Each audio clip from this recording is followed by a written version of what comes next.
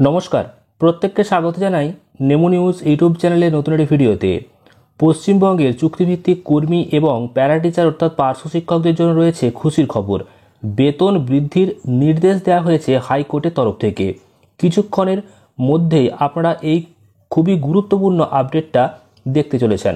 তো দেখুন, এই দুর্গাপূজার ছুটি চলছে, এর মাঝেই কিন্তু বেতন বৃদ্ধির নির্দেশ দেওয়া হয়েছে হাইকোর্টের তরফ থেকে। এবং তারই পরিপ্রেক্ষিতে যেটা জানাবো সেটা হচ্ছে যে চুক্তিভিত্তিক কর্মী এবং পার্শ্ব শিক্ষকদের বেতন কত বাড়তে চলেছে, কারা এই যে বেতন বেশি পাবে সেই সম্পর্কিত গুরুত্বপূর্ণ যে আপডেট সেটা জানাবো। অবশ্যই মনোযোগ সহকারে ভিডিওটি শেষ পর্যন্ত দেখবেন।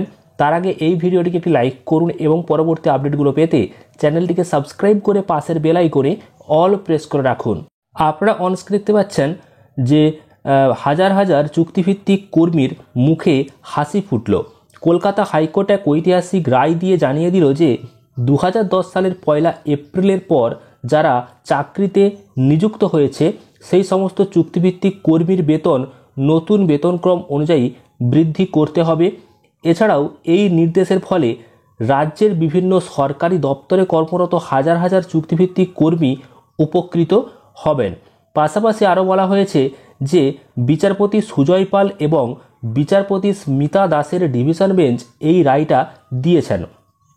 আদালত জানিয়েছে চুক্তির ভিত্তিতে নিয়োগ হলেও সরকারি কর্মীদের বেতন যে বৈষম্য সেটা কিন্তু করা যাবে না।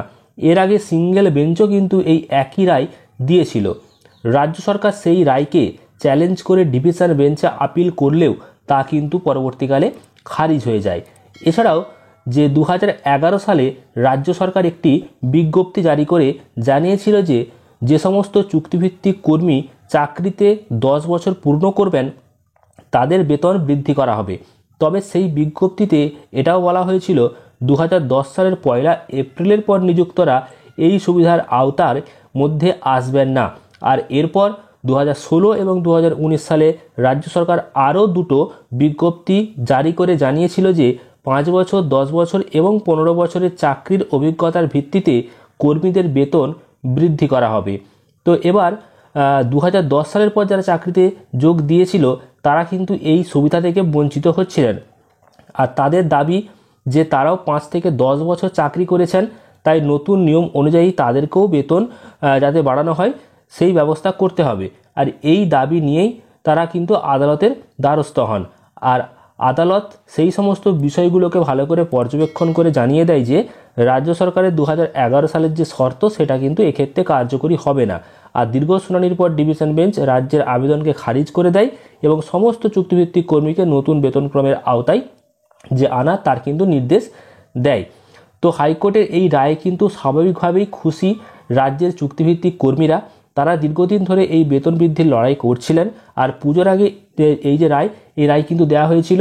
তো সেটা কিন্তু চুক্তিভিত্তিক কর্মীদের যে আর্থিক দিক সেটা কিন্তু অনেকটাই উপকৃত করছে বলে জানা যাচ্ছে। তো যাই হোক, এর মধ্যে পার্শ্ব শিক্ষক বা প্যারা টিচাররা থাকবে কিনা সেটা পরবর্তীকালে জানা যাবে। তবে চুক্তিভিত্তিক কর্মীদের যদি বেতন বৃদ্ধি হয় সেক্ষেত্রে হয়তো প্যারা টিচারদেরও বেতন এবার বৃদ্ধি হতে পারে, কারণ এটা নিয়েও কিন্তু অনেকদিন ধরে আন্দোলন চলছে। তো যাই হোক, পরবর্তী আপডেটগুলো পেতে অবশ্যই আপনারা চ্যানেলটিকে সাবস্ক্রাইব করবেন। ভিডিওটি ভালো লাগলে প্রচুর পরিমাণ লাইক এবং শেয়ার করবেন। ধন্যবাদ।